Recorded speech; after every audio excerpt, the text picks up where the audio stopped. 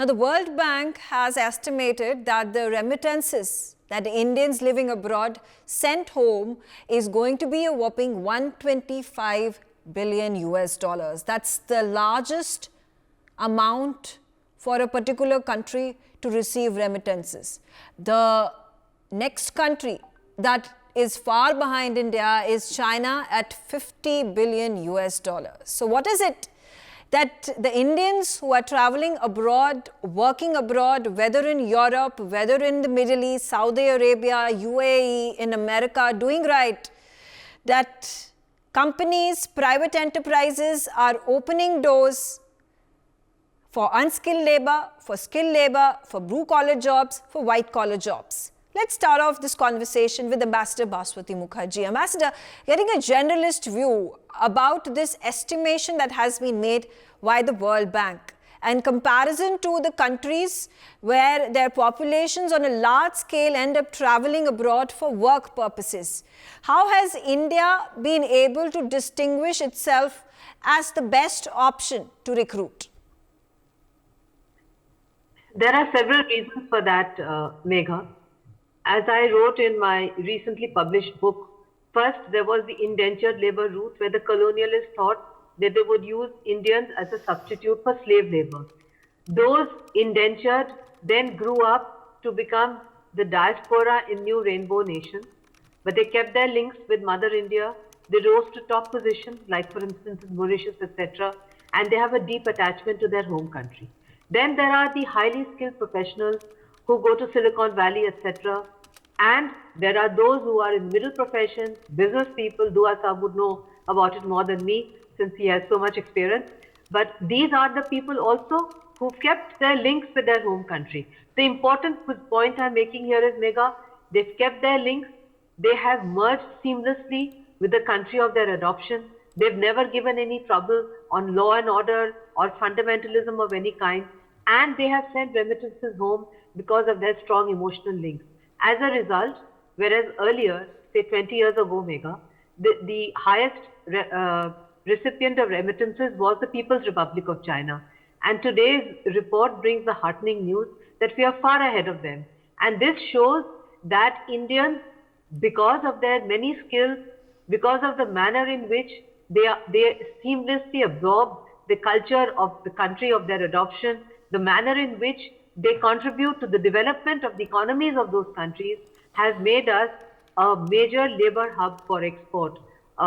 This is also another reason why for instance, even our students who go here and there for higher studies, and many stay on and then come back, some don't stay on, but those who stay on, they also send remittances. So this is something which I think comes naturally to being Indian, right, and to contribute to Mother India. Megha. Absolutely.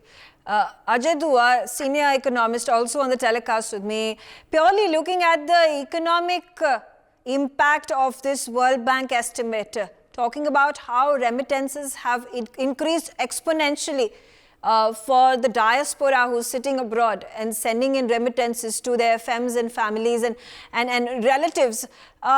How does this impact the reduced FDI that India has witnessed in the past years? Also talking about the trade deficit that India faces. Is there going to be some impact in balancing the trade deficit and balancing the FDI that has reduced over the years? Thank you, Megha, for having me on the show. You are absolutely right that more foreign inflow into India, be it by way of trade reduction in the trade deficit, or by way of FDI, or by remittances, helps for us to increase the total inflows into the country.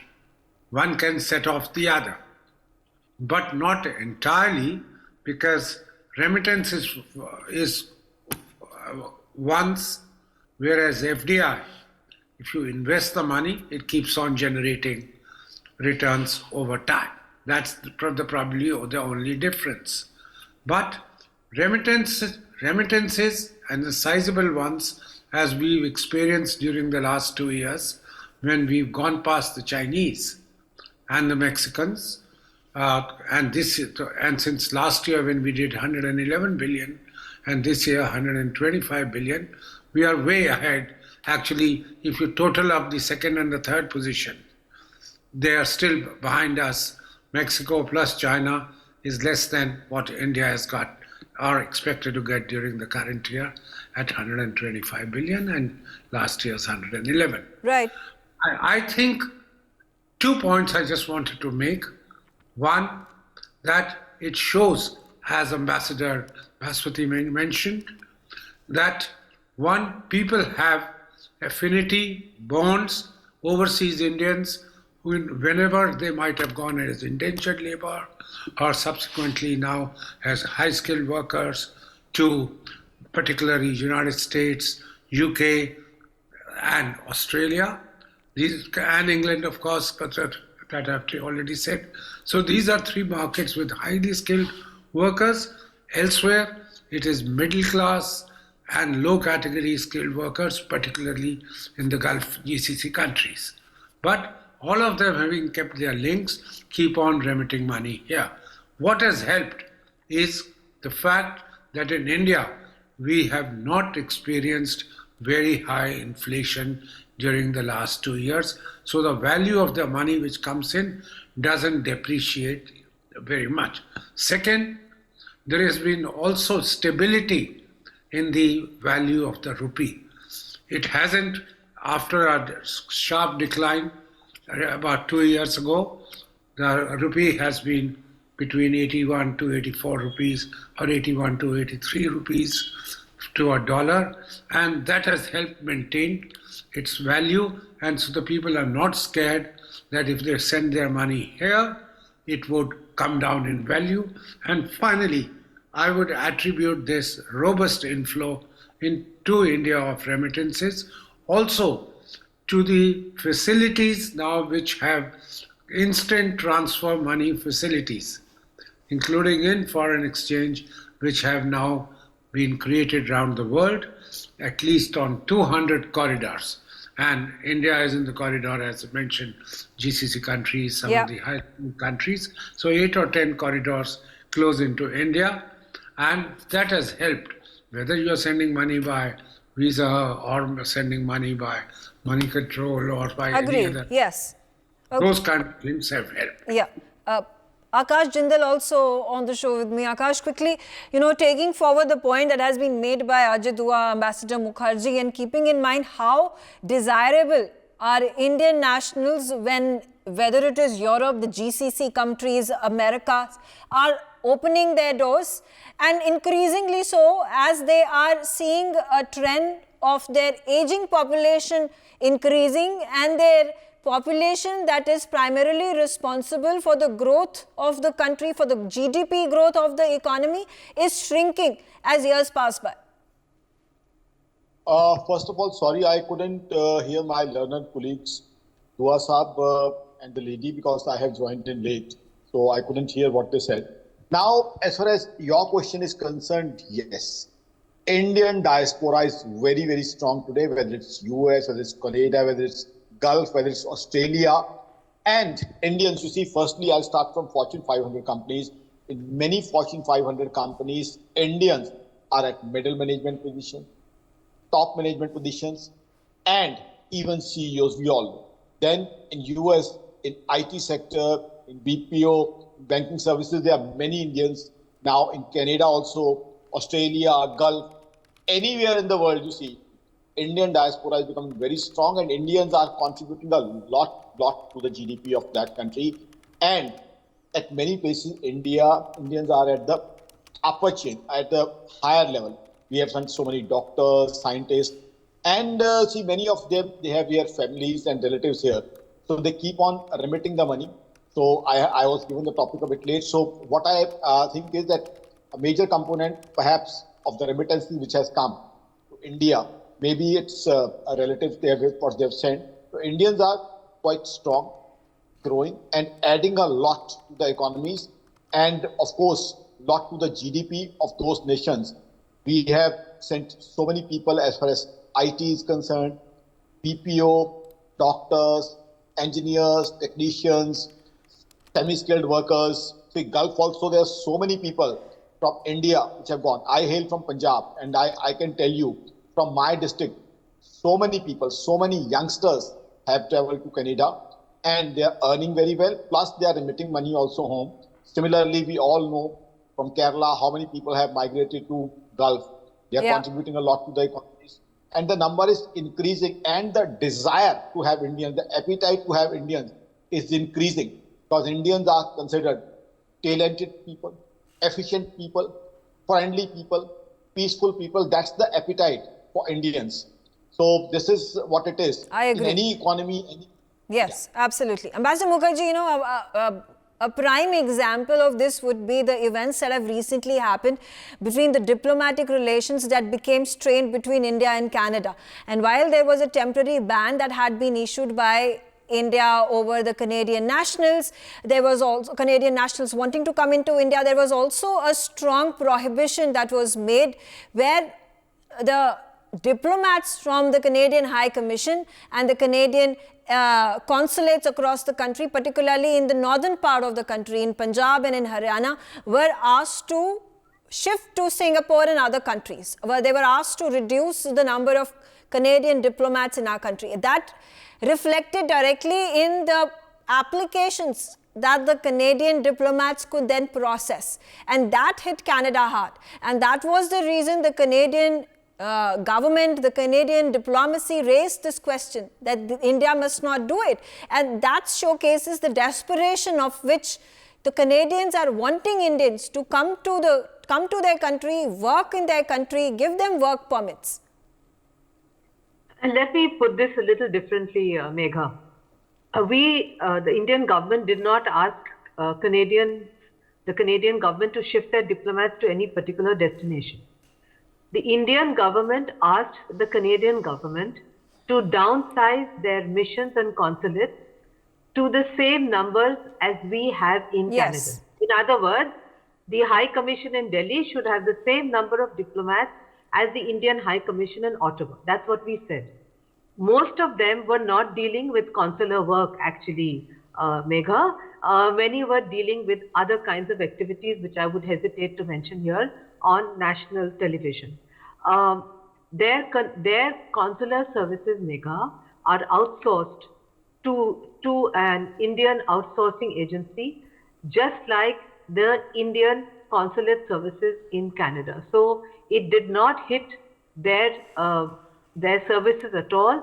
It was made as an excuse to not downsize, but ultimately they had to. No, because there was a official statement that was made by the government of Canada that, listen, because of the removal of the diplomats in India, they are finding problems processing the large number of visas that are then allocated, that are then requesting to travel to Canada. So that was the statement that was made by the Canadian government, by the Canadian High Commission. And the parallel that I'm wanting to draw is that obviously work permits are then given to the Indians. They are extremely benevolent and open, inviting Indians with open arms, inviting them to come to their country and work. Megha, I'm sorry, I'm recovering from bronchitis, so I can't raise my voice. That was a factually inaccurate statement. The Canadian consular services are outsourced to an Indian agency called VFS. And so is ours in Canada. So they were not hit at all. They were using it as an excuse to not downsize because they did not want to withdraw the very large number of intelligence agents they had operating in our country under the guise of diplomacy. Secondly, I have to point out, in response to what Mr. Jindal also said, that the very large number of Punjabis migrating to Canada is also a source of concern for India, because Punjab is a very important frontline state, and we must, as a nation and as a state, find job opportunities for these young people so that they don't all go to Canada and then get involved in extremist thought, which is being propagated by a very small fringe minority in Canada. Therefore, it is also our responsibility because, Megha, these students are actually propping up the Canadian universities. The money their parents send on them is helping the Canadian economy. So here actually there is a reverse flow of money going from India to Canada and not vice versa. Megha. Okay, all right.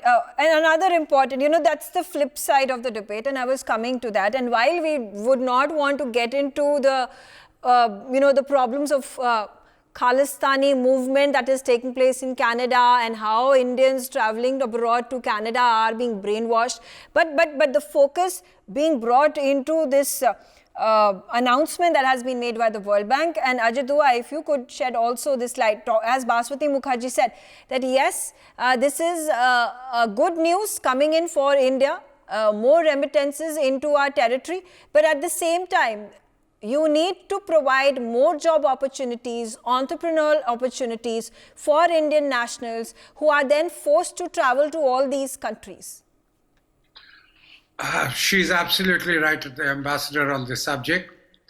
But may I just add to it, Megha, that whatever one might say, we are a large population.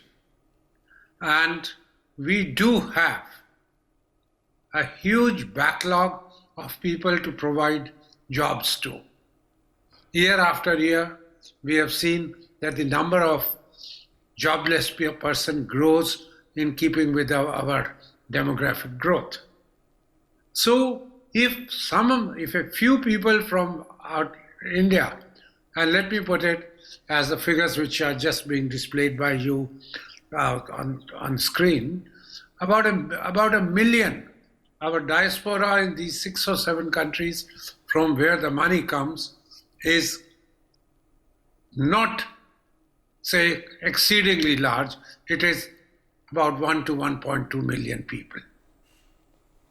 Having said that, I would say that if for the kinds of jobs which are getting us, as I say, good bucks, it is the IT sector, BPO, etc. Now, many countries are wanting those jobs to be done onshore rather than offshore in India. So if the Indians go and earn money there, meet up with the locals' requirements of doing the work onshore there, within their borders of their country, and what they earn or what they save, they remit it home. It's not too bad an arrangement. After all, now about 3.5% of our GDP would this year at $125 billion be accounted for by such remittances. So it is helping us grow. And finally, just to clarifying a comment which was made earlier about the Canadians, our telling them to downsize, etc. I would only add to that, Ambassador, that VFS as a company which was mentioned by name by our anchor, VFS is a facilitating agency. It collects the passports, it looks at the papers, distributes it, but the processing has to be done by the consulates. Right. So the granting of visas is not a job of the VFS other than providing certain services which make the job easier for our consular services of India, Canada, and the rest of.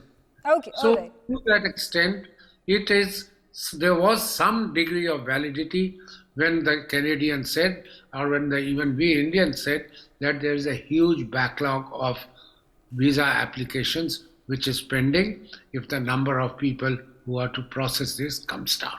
This is just a very minor point which I wanted to add by way of addition to the discussion. I mean, the point being that Indian nationals are in high demand, whether it is Canada or Australia or America, or for that matter, Middle East, the UAE, or you talk about Saudi Arabia. But also, then Akash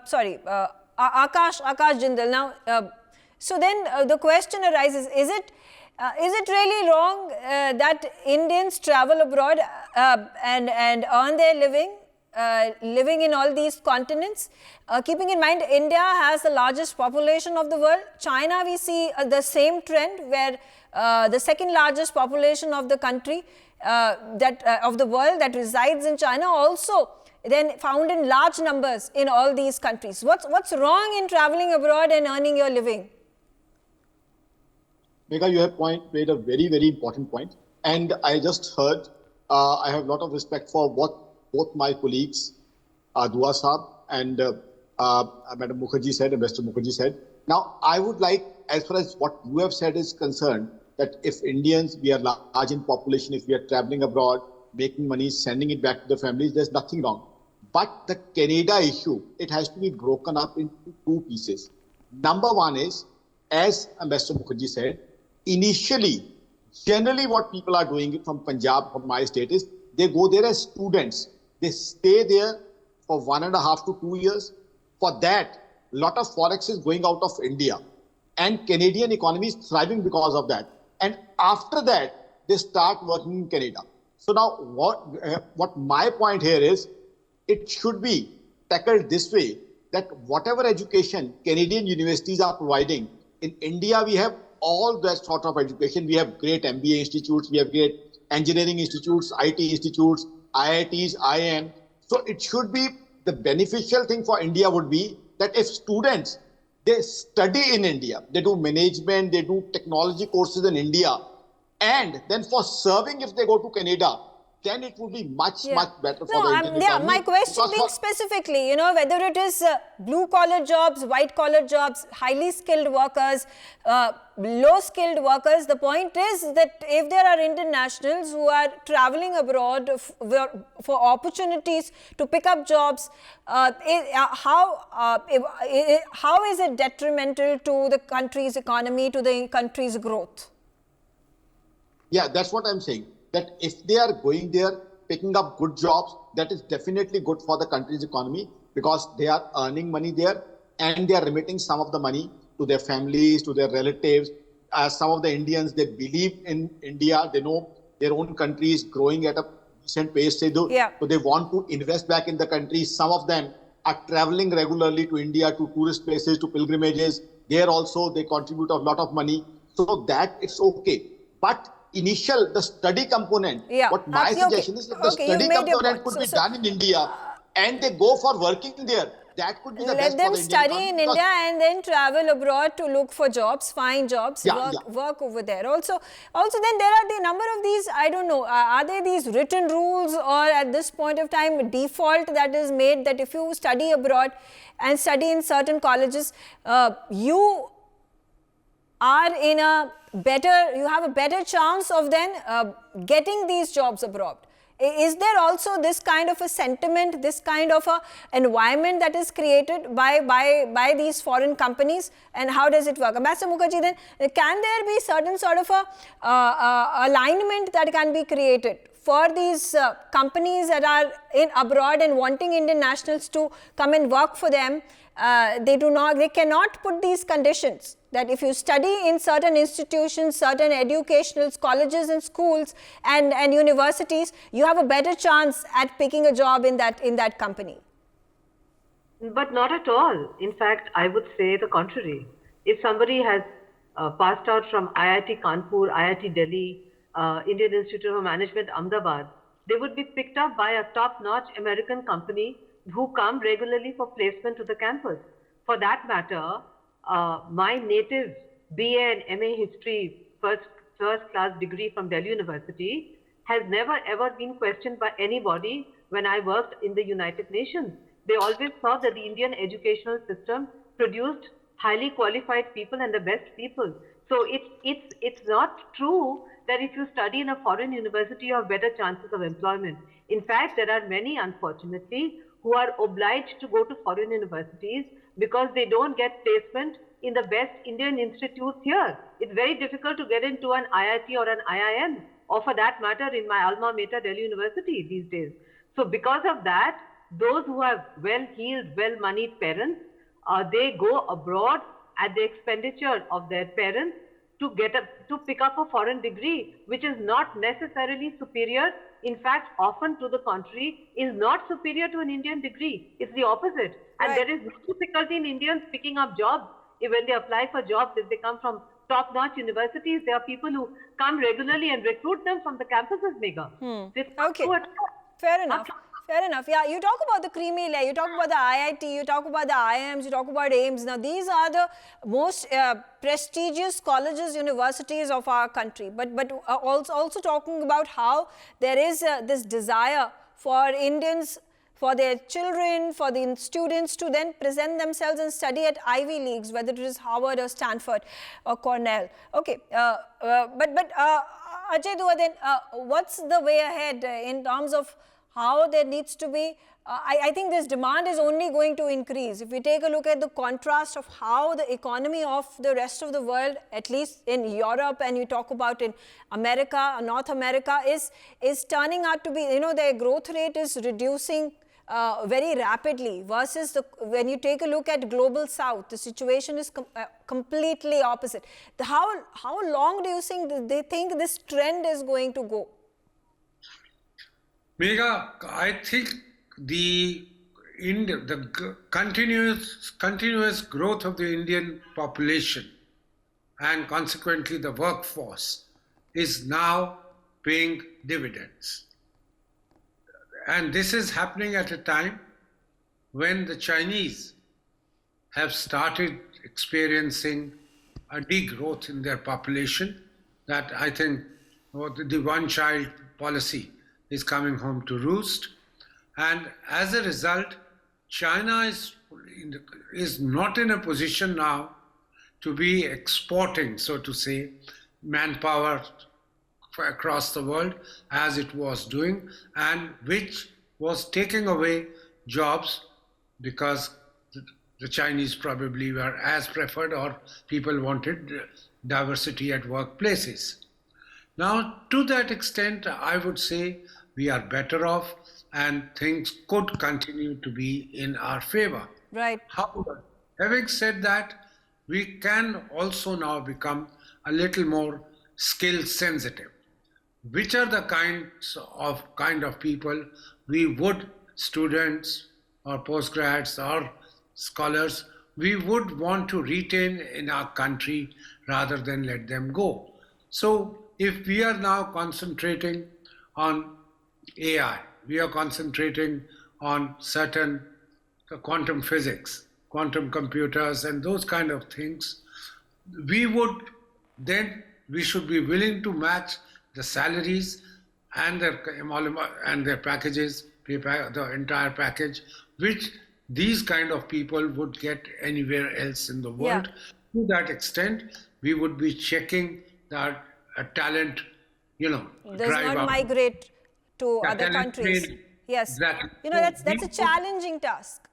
Absolutely. Keeping in mind we come from a lower middle income country to then aspire, and I don't know how soon that ambition is then going to be fulfilled, keeping in mind that while we are at the 5th largest economy of the world, there's likelihood that we are going to be amongst the 3 largest economies. How soon can we achieve that position, that we are able to allow for pay scales to match the Europeans, to match the Americans? I don't think it is an impossible task. The question is, if we are willing to spend money, our hard-earned resources, scarce resources, on payment as royalties to technology, for getting the technology into India, it doesn't come free. People have their kind of IPRs on the technologies and the applications which they devise. We are paying for it and now wanting under our Make in India program to kind of do it here. Okay. So I think the two, we don't have to have a time lag. We can match the two right away. What is better for us? Once for all payment of technology, and then keep on paying for it as the upgrades occur, or we spend money on them within our country and that then whatever work which they do is more easily available to us for Okay. use. Fair enough. All right. On that note, I'm out of time. I thank all of you for joining me on the telecast. A very interesting, riveting conversation, and also the challenges ahead for the Indian economy, for our entrepreneurs, for our businesses over here to help retain the best of the talent in our country. Meanwhile, the remittances that have continued to grow over the past years is, of course, a boost up to what the Indian nationals mean to the rest of the world. Thanks for watching. For more such videos, subscribe to the NewsX YouTube channel, hit the bell icon.